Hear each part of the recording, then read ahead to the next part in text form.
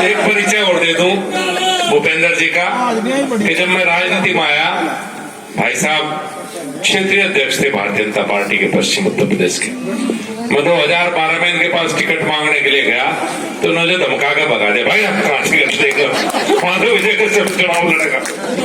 लेकिन उसके बाद अक्टूबर में बुला के मुझे रैली दी और 2014 का टिकट मुझे ही नहीं, आज इस पार्टी में बहुत लोग राजनीति कर रहे हैं जिन्हें भूपेंद्र जी ने आगे बढ़ाया, उनमें से मैं भी एक हूँ। शायद ये ना होते तो कपिल देव और मेरे पास पंजे ना लग देते, क्योंकि मेरा काम करने का तरीका बहुत ज्यादा थोड़ा सा अलग सा है उसमें।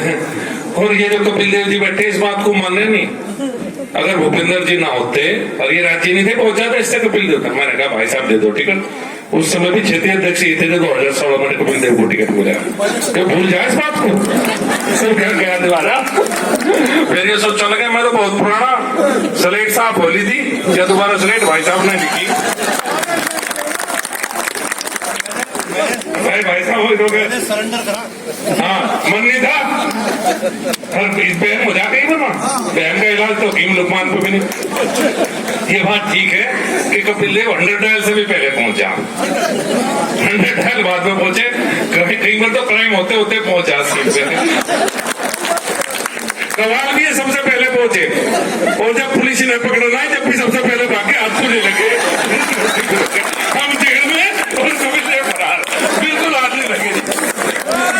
पुलिस ने सबसे ज्यादा कपिल देव को ढूंढा, मजाक नहीं सीरियसली।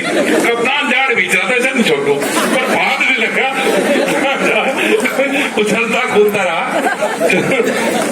ये तो मजाक की बात है। 2014 से जब से मैंने चुनाव लड़ने की शुरुआत की, 14 का चुनाव हो, 16 का चुनाव हो, 17 का चुनाव हो, 19 का चुनाव हो, ये गांव है हमारा और मैं भी अपने आप को इसी गांव का मानता हूँ।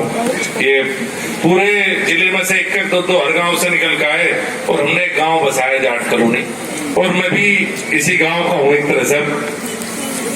और हमेशा आपने जब भी मैं आपसे मांगने आया मुझे छप्पर फाड़ के वोट भारतीय जनता पार्टी को आपने दी, और मुझे कभी कहने की जरूरत नहीं पड़ी जो लोग चलावे हैं बात को हमारे बारे में उठपटा, तो जाट कॉलोनी के बूथ ही ये सिद्ध करते हैं कि एक तरफा हमेशा इस कॉलोनी से भारतीय जनता पार्टी को मुझे लेकर दिखाना पड़ता है। आपके हमेशा जाट कॉलोनी के बूथ दिखाने पड़े मुझे, मगर देखो जी नहीं चर्चा कई लोग दूसरी चला दें। 2010 के करीब की कुछ बात करूं आपसे, मैं भी उस समय युवा था और आपने भी जब अखबार पढ़ते थे 2010 में तो रोज घोटाले होते थे उस जमाने में। 2009 में दोबारा कांग्रेस की सरकार बनी थी और उस सरकार बनने पे 2G घोटाला, 50,000 करोड़ का, 1 लाख करोड़ का कोयला घोटाला, इस तरह से घोटाले चलते रहते थे। तो उस समय देश में बहुत से लोगों को एक चिंता हुई कि ये देश का क्या होगा, इसी तरह घोटाले होते रहे, ये लोग देश को बेचते रहे तो क्या होगा। उस समय पहली बार नरेंद्र मोदी जी का नाम आया सबके सामने, और वो भी 2 कारणों से आया, मेरे आज भी याद है। जब एनालिसिस करते हैं पुरानी बात सोचते हैं, पहली चर्चा चली कि एक ऐसा प्रदेश है इस देश में जहां 24 घंटे बिजली रहती है, और हमारे लिए बड़ी अजीब बात थी उस समय 2010-11 में मुजफ्फरनगर जैसे उसके लिए जब गांव में बिजली शायद 4 या 5 घंटे आती थी और शहर में 12 घंटे या 13 घंटे, 10-12 घंटे का तो कट रहता था। और ये कहते थे कि गुजरात में कई सड़कों में गड्ढे नहीं, ये भी हमारे लिए बड़ी अजीब बात थी, क्योंकि हमारे यहाँ तो गड्ढे नहीं सड़क थी, सड़क तो नहीं थी नहीं। तो वो चर्चा की शुरुआत हुई और फिर 2012 में समाजवादी पार्टी सरकार बन गई। उसने रही से ही कसर उत्तर प्रदेश में पूरी कर दी, विशेष रूप से पश्चिम उत्तर प्रदेश में जो हालात रहे यहाँ के वो बहुत खराब थे। अगर हम सब याद करें तो बहुत खराब हालात थे 12 से 17 पूरे पश्चिम में, मुझे नहीं पूरे पश्चिम उत्तर प्रदेश में कुछ अलग तरह के लोग सरकार चलाते थे, अलग तरह का माहौल था, गुंडागर्दी और बुरे हालात। शायद हम में से कोई एक व्यक्ति उस समय खुश नहीं रहा होगा जिस तरह की सरकार हो चुकी। उसी दौर में आपने मुझे 2014 में सांसद चुना, मेरा मन था कि अलग काम करूं। एक यहाँ राजनीति इस तरह की होती थी जनपद मुजफ्फरनगर की कि यहाँ सांसद और विधायक बनने का मतलब यह था कि किसी को पुलिस को पकड़वा दो और किसी को छुड़वा दो, किसी को एक आधा ठेका दे दो और किसी का एक आधा ठेका छीन लो, किसी पर कमीशन ले लो, किसी को दे दो। ये एक राजनीति का वो था मुजफ्फरनगर जिले का। और यहाँ विशेष रूप से चाहे व्यापारी हो या जो भी अच्छा सा काम करता था तो उसे कहीं ना कहीं फंसाने का प्रयास होते थे, चाहे वो ब्यूरोक्रेसी के थ्रू हो या राजनीति के थ्रू। एक तरह से दुकान थी नेताओं की कि पढ़ के तो यही काम करेंगे, सारा दिन कमाऊं खाऊंगे। उस दौर में आपने मुझे चुना और 3 साल तो एक तरह से संघर्ष में बीत गए, 14 से 17, जब बीजेपी की सरकार नहीं थी, दंगों के मामले चल रहे थे। दंगों के मामले निपटाने में थोड़ा बेहतर करने का प्रयास किया कि जिले का माहौल ठीक रहे, बदतमीजियां बंद हो, अपराध कुछ कम हो, कोई किसी के साथ वो न करे। 17 में आपने भारतीय जनता पार्टी की सरकार बनाई, कपिल देव जी विधायक बने सब। और ये 17 से 22 का कभी हमारा आप एनालिसिस करना, रिपोर्ट कार्ड हमारा जरूर लिखना, तो इस बेस पे लिखना। इन 7.5 सालों में इस मुजफ्फरनगर में जो ओवरऑल डेवलपमेंट हुआ है वो विशेष रूप से 2 नए नेशनल हाईवे मुजफ्फरनगर, ये पानीपत खटीमा करीब 4,500 करोड़ का है, मेरठ करनाल रोड वो भी करीब 1,500 करोड़ की है। ये आपका पहला शहर बना है शामली के साथ साथ कि जो पूरी आउटरिंग रोड कंप्लीट हो गई है। हम मुजफ्फरनगर शहर के चारों तरफ चक्कर काट सकते हैं। ये जो पीने से बाईपास बन रहा है और ये हाईवे पे निकल रहा है, काम करीब करीब समाप्त होने को है, तो आप मुजफ्फरनगर के चारों तरफ घूम जाओगे। आपको कहीं ब्रेक मारने की आवश्यकता नहीं। मुजफ्फरनगर की आउटरिंग रोड पूरी कंप्लीट अभी होने जा रही है, तो शायद ये पहला शहर होगा कि जिसके चारों तरफ घूम के कहीं से भी आप घुस सकते हैं। रेलवे का काम हो, अब तो कोई काम बचा नहीं। अगले महीने आपके रेलवे स्टेशन का उद्घाटन है, एक बार देखने जरूर जाइए। ये लगेगा कि किसी किले में आके रेलवे स्टेशन नहीं, कोई किला सा लगेगा आपको, जो भी बेहतर हो सकता है। बिजली भी इतनी अच्छी आ रही है कि शायद इन्वर्टर की जरूरत ज्यादा नहीं पड़ती घरों में, मुझे ऐसा लगे।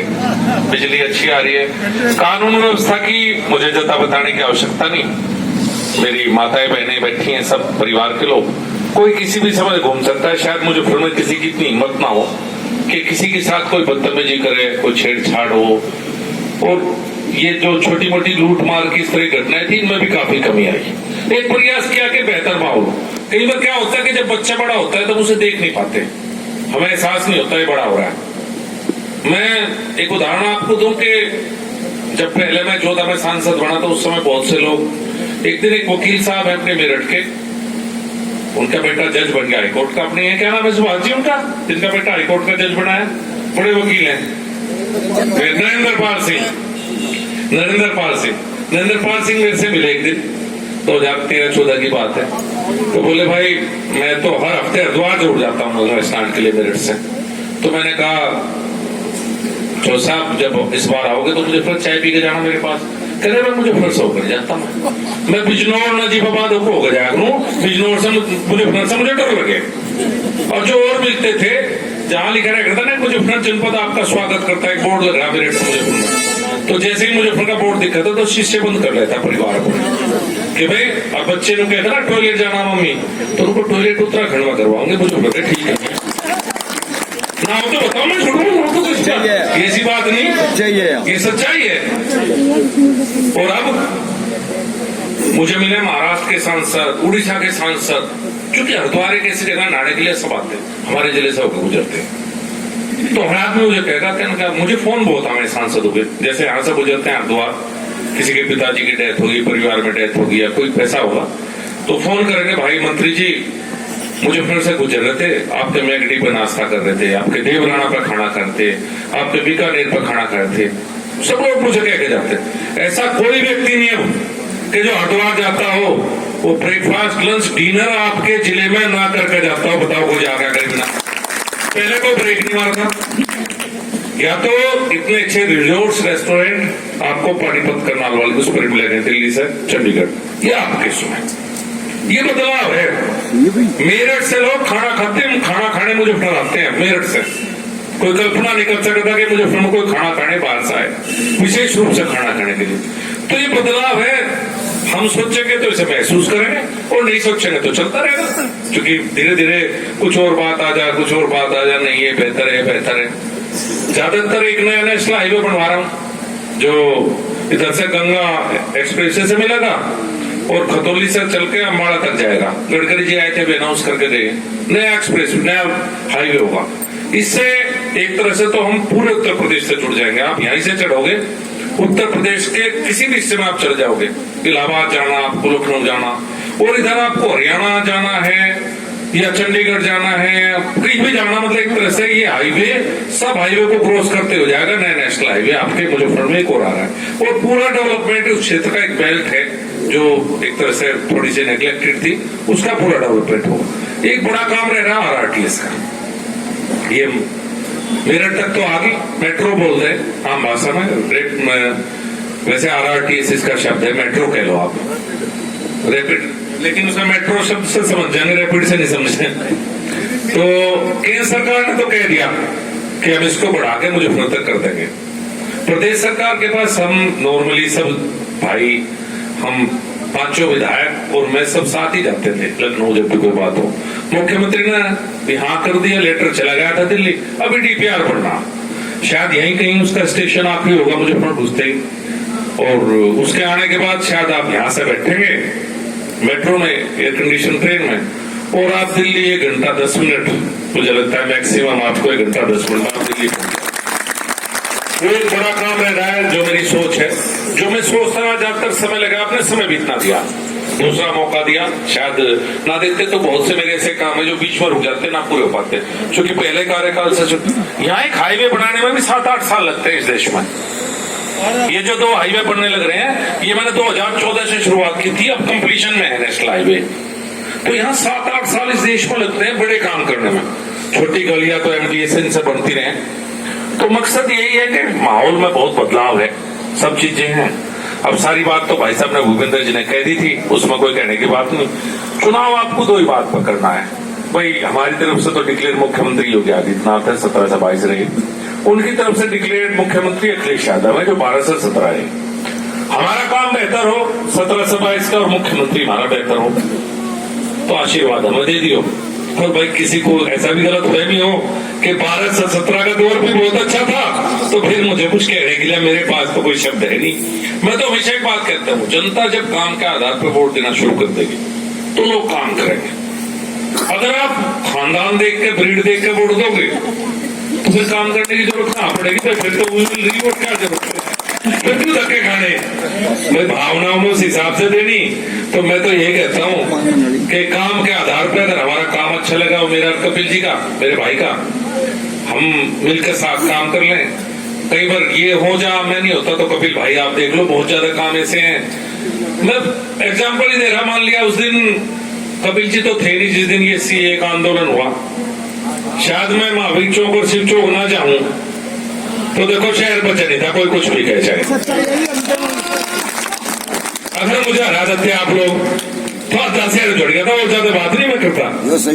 अपने पद का भी ये नहीं ध्यान रखा, मैं मंत्री हूँ केंद्र में, कोई नहीं खड़ा हो सकता अपनी जान की बाजी और पद की लगाएगा। पद को ज्यादा महत्वपूर्ण, जान की तो लगा दे दो। मुझे 3 बार तो मुख्यमंत्री ने कहा, संजीव यहाँ से हट जाओ आप। मैंने कहा जी जब हटूंगा जब आर पार हो जाएंगे, ये शहर जला देंगे मेरा, काटूंगा नहीं मैं। तो भाई ये थे आपको करना कि हमें रखना है या नहीं रखना। कपिल जी की बात ठीक है, एक जाएगा तो सब जाएंगे।